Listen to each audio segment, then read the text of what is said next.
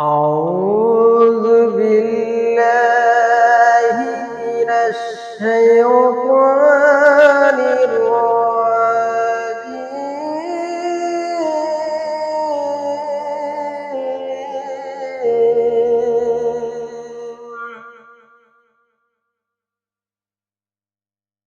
بسم الله الرحمن الرحيم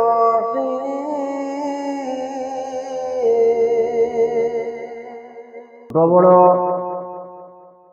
বাবাই হল আমার ভাই বন্ধুগণ সবার কাছে আমি একটা অনুরোধ জানাইতে চাই। আর আজকের এই ভিডিওর মধ্যে প্রথমে আপনাকে ভিডিও ক্লিপটা দেখিলেন, তারপরে কিছু আমার আলাপ আছে। আপনাকে ভিডিওটা শুরু থেকে লাস্ট পর্যন্ত দেখবা আর যতবার ভিডিওটা শেয়ার করবা। আমি কোনো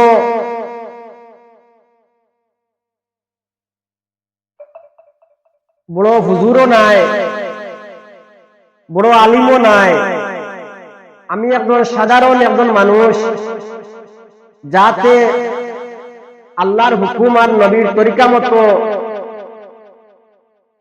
আমি চলি আর বাকি যারা আসল তারারে আমি আল্লাহর হুকুম নবীর তরিকা মতো চালাইতে চাই। এর আগে আপনাকে ভিডিও ক্লিপটা দেখো কুয়া মৌলানা জাবির আহমেদ সাহেবের একটা দোয়া শুনক আপনাকে। এই দোয়া আপনাকে কিতাব বুঝেন আমার কমেন্টের মধ্যে জানাইবা। আর প্রথমে জাবির আহমেদর দোয়াটা আপনাকে শুনিলাম কুয়া। আল্লাহ আমি গুনাহগারে তোমার কোরআনের কথা করার কারণে আজ তুমি এত বড় বড় কথা শুনতে বাধ্য হইলাম।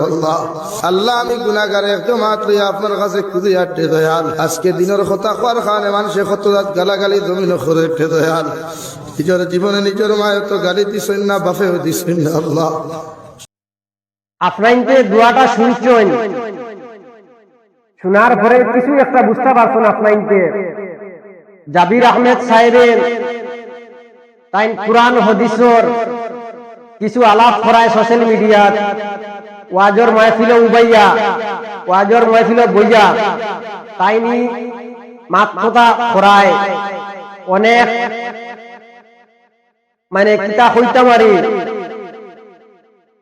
যারা আল্লাহর হুকুম নবীর তরিকা যারা বুঝে না, যারা চিনে না, তারা অনেক দুঃখ দিলাইছেন তার মনের ভিতরে। জাবির আহমেদ সাহেবর মনের ভিতরে কিছু গালাগালি করছেন, তার মা বাপরে তুলিয়া গালাগালি করছেন।